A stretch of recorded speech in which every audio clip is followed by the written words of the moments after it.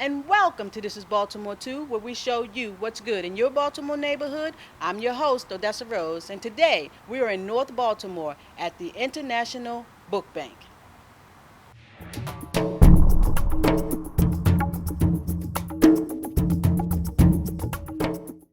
In 2009, a 14-year-old Malawian boy named William Kamkwamba went to his local library and checked out a book titled Using Energy. From this book, William learned how to build a windmill, which generated electricity to his village and also irrigated crops. Kamkwamba's life changed the day he read that book. But this story is not about Kamkwamba. This story is about how books like Using Energy get into the hands of Kamkwamba and thousands of other children and adults in developing countries. The story of how Using Energy came to be on the shelf in a Malawi library takes us over 7,000 miles across the Atlantic to the Port of Baltimore, across the 41st Street Bridge, to a warehouse at 4000 Bona Vista Avenue, which is the home of Baltimore's global treasure, the International Book Bank. Inside this 45,000 square foot facility are thousands upon thousands of books like Using Energy waiting to be shipped abroad. So this is like a bookworm's head. Yeah. How many books are here? We roughly have about 900,000 books in inventory at this moment, but we've had 1.3, 1.4 million in inventory, so it's quite a lot of books. Where do they all come from? Where do all these books come from? Various publishers, they donate to us, McGraw-Hill being one, Pearson, John Wiley, just so many different publishers donate. Xander Blozer donates to us, First Book donates to us, so we get a bunch of different publishers come in, and we have everything, from preschool to college material in the warehouse. In a space and operation of this size, you would think it would be manned by hundreds, but the day-to-day operations are managed by 3 people. Bridget McDonald, who is the program director, Dante Maith, chief of warehouse operations, and Daniel Naylor, warehouse associate. In a day, IBB can receive anywhere from 2 pallets to 25 truckloads of books. How do the 3 of them manage such a big operation?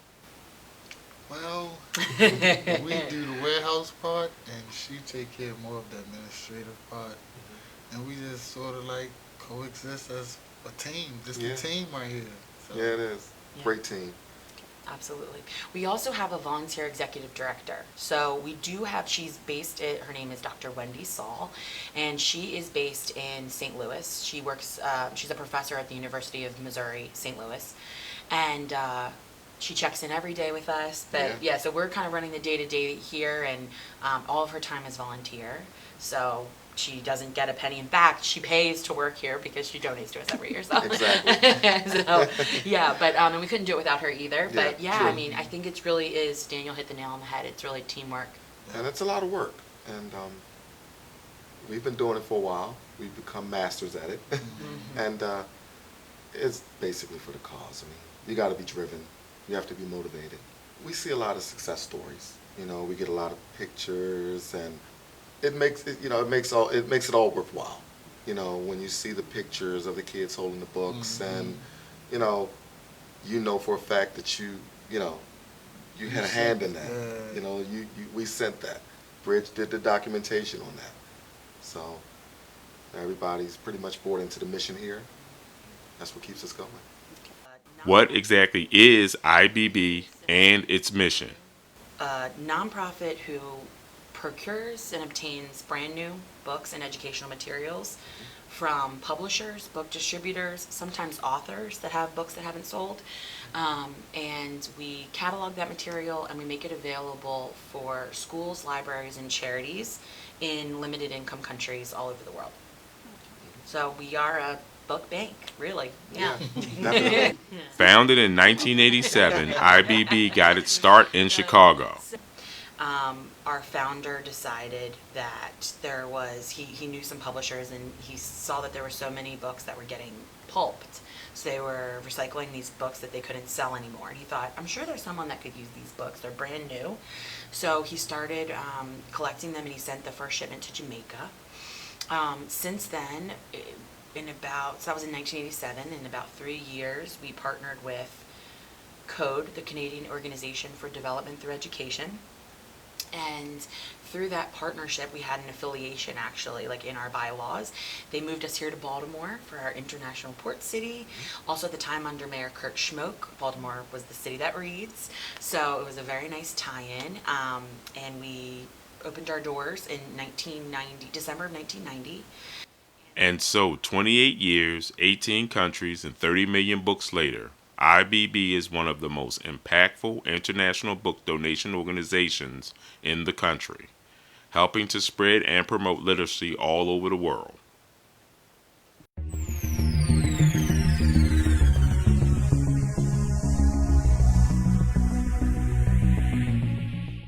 Hey Baltimore, it's your girl Lauren Smith, and you are watching This is Baltimore 2.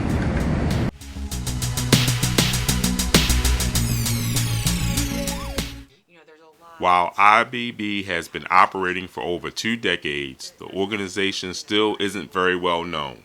How do people find out about IBB? A lot of times, we'll do a shipment for an organization and the books will get out and, some other organization will catch word or see the material and then they're interested. And, they want to go about getting a shipment for their, their country or their village. So a lot of times it's really by just, someone seeing a shipment that we've done, someone hearing about us. We have a website. Once you read through, you kind of know what we're doing here. Google, So a lot of times, we ship out a lot of books. So they kind of spread across the regions and, a lot of people are like, hey, where'd you get these books? And that's how they get back to us. Yeah. We also have some little kind of some websites that we put our information on. We're part of like the Peace Corps volunteers have sort of a packet of different donor organizations. We're listed there. We're listed on a couple of other websites, just kind of here and there about things we're doing. Scholastic has like a literacy champions website in your area and things like that. But honestly, most either by word of mouth or Google. And then as far as our community of donors goes, that's more probably social media or word of mouth is probably the big ways that people find out. Not a whole lot of people are like, I want to donate to somebody. Let me Google who donates books internationally. But, we joke about being the best kept secret, but we don't want to be a secret. Yeah. We want people to know about us. Yeah. We're doing things here We're in doing Baltimore. big things in the happy Yeah. The big things Bridget, Dante, and Daniel are doing are getting books from IBB's warehouse into the hands of readers, which is a very complex process. Dante and Daniel cannot simply pack up a bunch of books and indiscriminately ship them to countries. Each book goes through a careful screening process that ensures it is relevant to the country it is being sent to. Our books are usually either an out-of-print material or a last edition, which just might mean there's a pagination change or something. So these poor books are in their publishers' warehouses just collecting dust. And so there's a couple of things about us that are a little different from other book donation organizations in that we don't accept anything that someone has to offer to donate. We want to make sure that the books are new. All of our books are brand new, but also relevant and culturally sensitive. Yeah. So, we're going to steer away from some material that may be relevant for a North American audience, but isn't as relevant for an audience that we're donating to.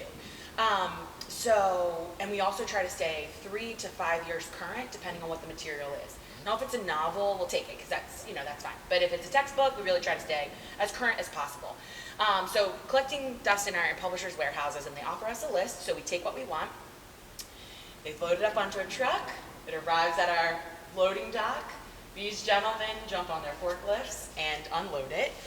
And then I'm going to turn it over to you guys because that's when the processing portion starts. So once we unload the books, we bring them to the warehouse.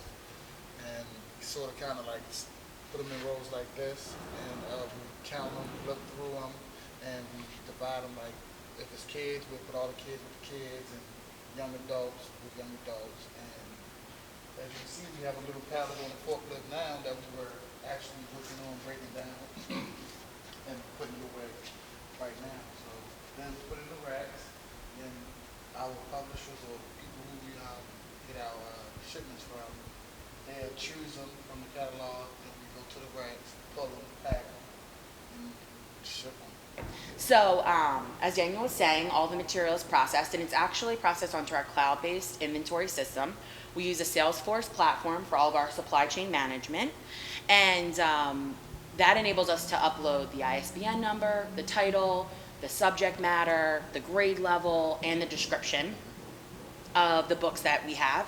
And that means that we're able to offer our partners, our recipients, a full list of all of the titles that we have so they can select what's right for their program. So, okay, maybe Charlotte's Web isn't appropriate in this country where pigs being a star of something may not be the best, but Charlotte's Web might be awesome for this country. So rather than us just send it to just, oh, you want kids? Here you go. Here's whatever we have. We're selecting by title and quantity for program. That's another thing that kind of sets IBB apart from other donor organizations because it's all about recipient's choice. I mean, we've even been around here taking photos of books if somebody's kind of like not sure about whether it's appropriate or not. So we're not Amazon, like we don't have a system that sophisticated, but it's pretty good, I mean, based on what we're able to do, and have to give it to Dante and Daniel because they're inputting all that data, so making it available. So you guys have to know a lot about the countries that you're sending books to. How do you go about learning everything you need to know so that you don't send a book that shouldn't go to this country? One of our the biggest aspects of IBB's work and what we do is having vetted partnerships. So it's making sure that the organizations that we're donating to have the capacity to receive such large donations and also have the knowledge of the communities that they're serving, what's going to be appropriate, what's not going to be appropriate, what age levels are appropriate. You might be donating something to a 4th grade classroom, but their reading level may not be on the 4th grade of the United States. So maybe they need to receive 2nd and 3rd grade material to provide that support. So the real way that we do it is we work with great partners. That's our biggest, we're, the three of us can't do it alone. So.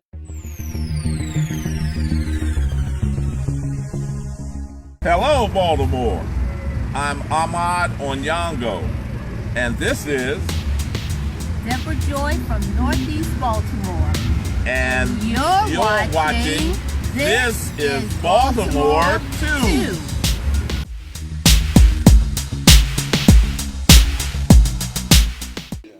Having vetted partners is one way Bridget, Dante, and Daniel are able to get books to developing countries. Having people volunteer is another way. So this line of pallets here stacked on top of each other, this donation is actually, all of these books are going to Lesotho. They should be leaving next week. We did this donation in partnership with World Vision Canada. So it's an international organization. There's World Visions in, how many countries? 40 countries or something. They're all over the world. So this is going to World Vision Lesotho, and it's being sponsored by World Vision Canada. And then over here we have kind of this array of books. We actually had the Towson University dodgeball team come, and they did an awesome job. A lot of times we'll get donations, and they'll be in these huge boxes, and kind of like those over there, and they'll all be mixed up. So with our limited staff, it takes a long time to sort through all those. So we have volunteer groups come about once a month, probably around 6 times a year, spread throughout the year. They come in and they do all the sorting for us. They box them up, they count them for us, and it just makes it a lot smoother of a process to put them in our inventory system. Yeah. How do you get in touch with the people to volunteer? That's a great question. Most of the time they reach out to us.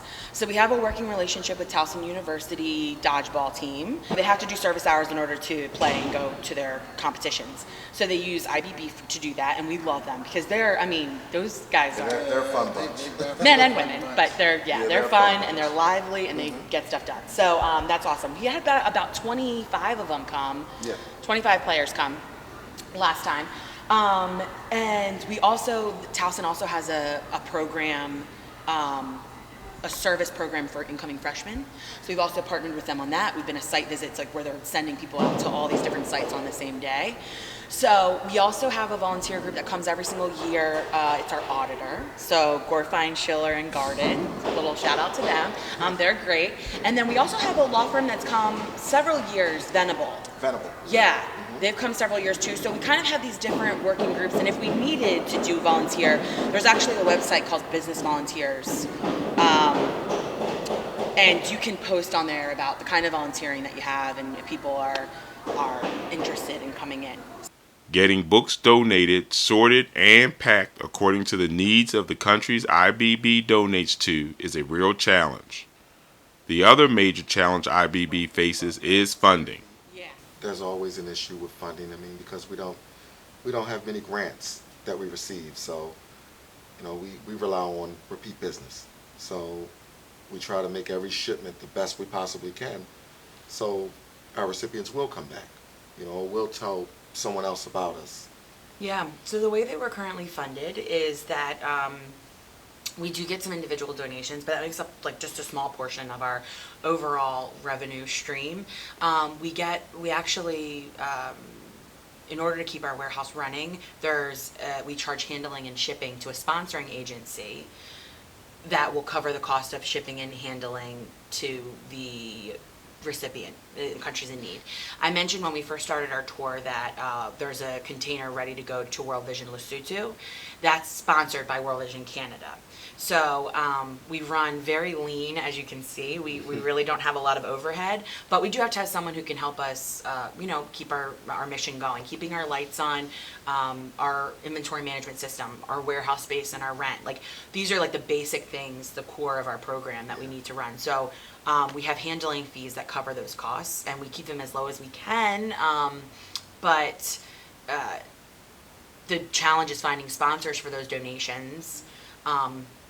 We've also sometimes we do containers, we call them containers of hope, where we're sending to a particular area that's been devastated either by war, disease, or natural disaster. And those containers are totally free. We raise the funds to cover those costs with either a sponsoring agency, like multiple sponsoring agencies, individual donors, or some other kind of, internet campaigns or anything that we're doing. So last year, an example of that is last year we sent 86,000 books to Liberia during the Ebola crisis. Mm-hmm. So kids were out of school because of Ebola in Monrovia and all over Liberia, Sierra Leone.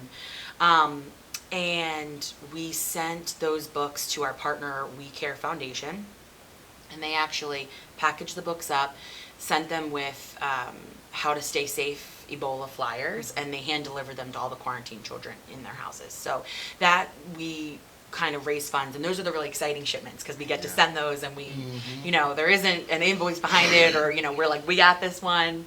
This is all you. You just need to distribute them, and we're good. But yeah, funding is a challenge for us. In the discussion about funding, the question arises: why send physical copies? In this digital age, wouldn't it be cheaper to send ebooks? I went to the Pan-African Reading Conference in September, and something that I really learned is there's a lot of advancements being made all over the world in technology and digital development, but we're not there yet. And there has to be something in the interim. We also see books as bridges, and they're bridging us from where we are now and the state we're in. We can't, generations of kids can't just go without until we all come online, So, and I think the other thing that we've seen too is that you see these communities that we're working in, and we get feedback where prior to IBB's books being donated, maybe we're sharing 20 books between 5 schools. So you read a book, you put it in a box, and it got shipped off to the next school, and kids were kind of learning from only the blackboard, and that's not how kids learn how to read. Kids learn how to read with something in front of them.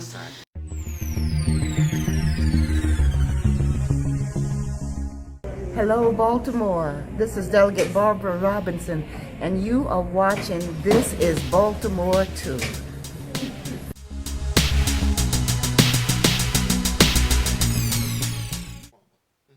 IBB has a motto: send a book, change a life. William Kamkwamba, who was mentioned at the beginning of this story, is a testament to this motto. He learned how to build a windmill from reading a book sent by IBB. How did you find out that he got that book from you all? Well, I didn't find out until The Boy Who Harnessed the The Wind. Boy Who Harnessed the Wind. I think that William was discovered through TED Talks. And so I think that once we kind of realized that the donation was to the National Malawi Library Service. And it was for a teacher training program. This is before my time, so this is what I'm relaying, only what I know. But so the donation was initially for a teacher training program, and once they supplied, as you can see, we send a lot of books. So once they supplied the teacher training program with all of those materials, they also distributed books to various libraries in different communities in Malawi. And one of those communities was Williams Library. So I think, Dante, you packed Using Energy. You packed that book. I would have been the one that packed it. Yeah. Yeah. So. So I think from there, it was once his story was so compelling, and I mean, someone who built a windmill from pieces of material that he found in his village that brought power to his village is a pretty amazing story. And I think once he was discovered and we started talking about it, it was like, well, how did you get this book? And it might have been our stamp inside that we stamp all of our books that say donated not for resale, International Book Bank. But I think for me, one of the most impactful parts of that story, when I learned about William's story, William's an amazing person, and that's great, and he's fantastic. But I think it's also the hundreds, thousands of Williams that are all over the place. Definitely. And that it's not just, he did something amazing and that's wonderful, but it's also, we need to keep sending these books because he's not an outlier, he's not the exception to the rule. There's a lot of people out there that are amazingly talented and smart and need the opportunity. And so that's why, I think that for me, that's one of the most inspiring aspects of William's story, is not just, the windmill and the energy, but there's a lot more like him. Right. Yeah. So is that the reason books? I came with the question, why books? Of all the things that you could send to these developing countries, why books? Because books change lives. Yeah, they do.